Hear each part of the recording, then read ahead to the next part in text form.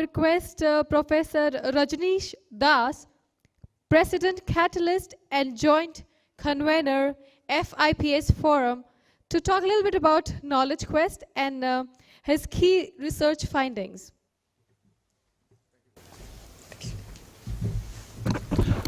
Thank you and a very good morning to all of you.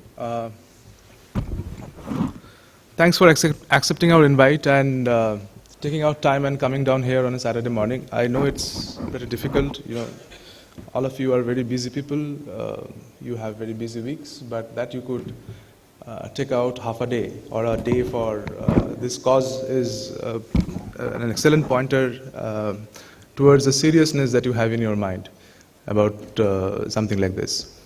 Now, continuing with what Santanuda had been saying, look, we didn't want to do a normal conference, networking and things like that. We rather thought that let this be a knowledge quest, and hence the name, where we at first try to understand what are the issues, and then we create working groups or whatever inputs comes from different stakeholders. You must have understood this, that mobile financial services and financial inclusion is, especially financial inclusion, is such a complex space that it will go beyond a particular sector or an industry, and hence there is a need to create a track to platform like this, where we can come together, we can discuss things, in a quasi-official manner. And then whatever views we kind of gather, we put it together, and then we kind of help the policymakers, we help all different stakeholders in the ecosystem to achieve success. We have been very fortunate that Dr. Shom, Parthasarathi Shom, advisor to Finance Minister, has been kind enough to become the chief mentor for this knowledge quest. Although he couldn't come personally today, but I had to make a half-day trip to Bombay earlier this week because he had to go somewhere in Bangalore for some tax session, something, God knows, and because also the budget session is coming up. So, but he has promised that in our next roundtable, when we meet, he will ensure that he is present, where we will, after hearing, the perspectives of policymakers, esteemed people sitting over here, the telco leaders, the bank and payment guys, also views and voices of customers and consumers, we thought that, we will kind of put our heads together in small closed groups, think that what are the issues that really needs to be addressed and why. So if there are a host of issues, then how do I prioritize those issues? And that's what we conclude in the valedictory, saying that these are the issues with which we start this journey. This conference or this roundtable is not an end, but it's rather a start. Now, while we have been talking about, mobile-based financial services, and we had been given a mandate by United Nations, UNDP, and Ratnesh is sitting right over there in around 2010, Ratnesh, saying that you find out, have a third-party neutral view of financial inclusion. Although we discussed the findings in our last FIPS forum, but I thought before I move into this adoption piece, just quickly kind of catch up on a couple of very interesting findings that we had. So the moment we say in financial inclusion, that would perhaps mean that there is something we are talking about exclusion. Our study showed that exclusion per se as being defined doesn't exist. Because the moment you are saying inclusion and exclusion, then you are talking about a 0-1 game, right? Either somebody is included or somebody is excluded. What we found is that there are different layers in an ecosystem of financial inclusion. For example, it's very interesting to see the new generation leader from Adarsh Credit Cooperative Society is sitting in the panel right here. They have been very keen. We are thankful to them that they came forward. But there are institutions that have been serving, the quote-unquote financially excluded people for quite some time, and years it is. And it is not that they have been unsuccessful. It is not that they do not have customer satisfaction. The rate at which their customer base is growing is astounding. Now, how can we talk about financial inclusion without taking everybody who now in the ambit? So that becomes a very critical aspect, one. Second thing that came up is that if there are different layers in the ecosystem, then what we really need to understand is that what is mobilizing one layer of ecosystem to move or evolve into another layer or an upper layer of an ecosystem. How does this ecosystem per se evolves? And while trying to answer that question, taking the cue from the UNDP project, we started kind of deep diving, and we found that technology is one of the key accelerators for an ecosystem maturity. And we started looking into the adoption factors. So very quickly, I thought that I will talk about some of these issues that we have found. This is the result of around a 3-year study that we have been doing. Thanks to a lot of corporates that have helped us in getting access to data. State Bank of India, Mr. Jansina was the CGM of rural banking at that point in time. Yes Bank, Nokia, Grameen Kuta, Tata Teleservices, ICO. Everybody kind of came forward and shared their data so that, and enabled us to go and interact with their customers, try to understand what actually drives adoption.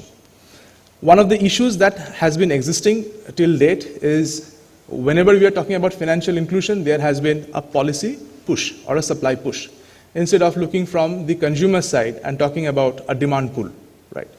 Now, so we try to understand that if we need to see it from the demand side, then what are those factors that needs to be considered?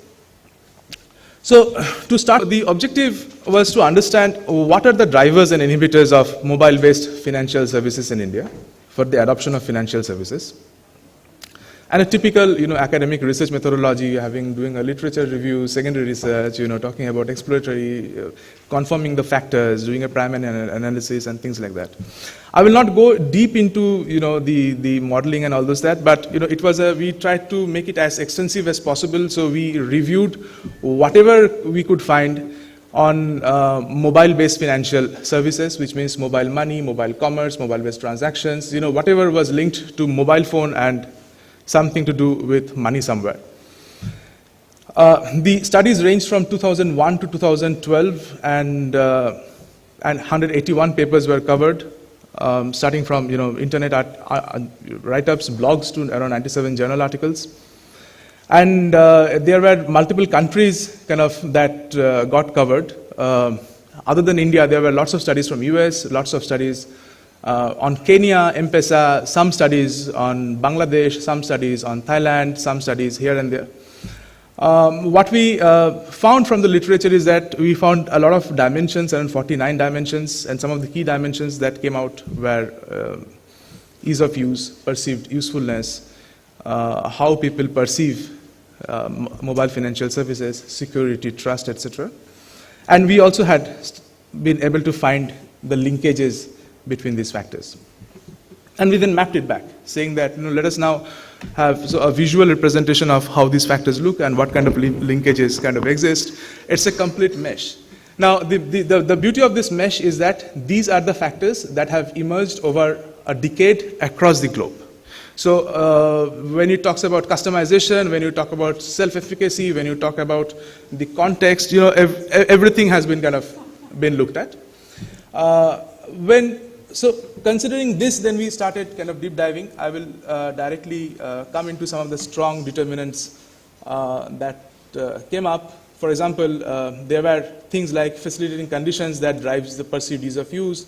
There are situational normality that was driving, and a whole set of factors that started driving the perceived usefulness, ease of use, and the behavioral intent to adopt such mobile-based services. Coming back to India, then we started looking into a deep diving. We started doing interviews, focus group discussions. Some of the key concepts that started coming up was accessibility. So people are concerned about accessibility of mobile network anywhere. Importance of the role of an agent in this ecosystem, someone who binds this ecosystem together. Availability of mobile financial services. So people were concerned that I may have mobile money in my or mobile wallet, but will it be taken by somebody out there? So somebody also has to accept that transaction. Convenience came out as one of the other issues. Jumping the demographic or the descriptive statistical part, we did this study in Delhi, in Pune, in Bangalore, and in Bihar to have some representation of a pan-India kind of thing. More than 1,600 people were interviewed. And some of the critical findings that we came up with at the end of the study is that remember that earlier mesh where it were some 49 factors and it was looking very complex. In India, these are some of the factors that are driving the behavioral intention.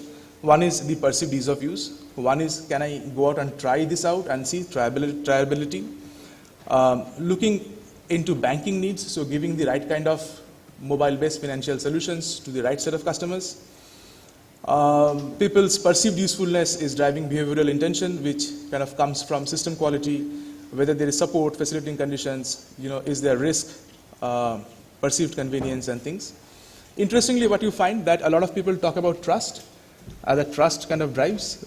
We didn't find that trust creates such an important factor. When you look at it from more as the regional findings, Bangalore, Pune, Delhi and Bihar, there were some regional biases that also started coming up. And we thought that these regional biases, if understood, will help the service providers as well as the banks and the policymakers to take a contextualized decision. For example, if you look at perceived usefulness drives behavioral intention only in Bangalore, Pune and Delhi. In Bihar, or if I think that represents the eastern part of India, so a perceived usefulness is not a driver for intent to adopt. Right? So these kind of complex linkages started coming up. Saying that, we thought that some of these findings will be critical and useful for the telcos as well as other service providers down there to understand how do you drive the adoption piece when you are talking about mobile-based financial services. You want to add something? No. So saying that, I would like to conclude it here. A couple of last words. Please make today's day, make some difference. Let's try to put our heads together. What I see in this room, Santanuda and we were calculating, saying that who all have agreed to come. There are more than 500 man-years of experience in this room at this moment. Now, saying that, that is substantial, right? Assuming that everybody's experience is good, assuming that, so let us try to make this work for the benefit of this cause.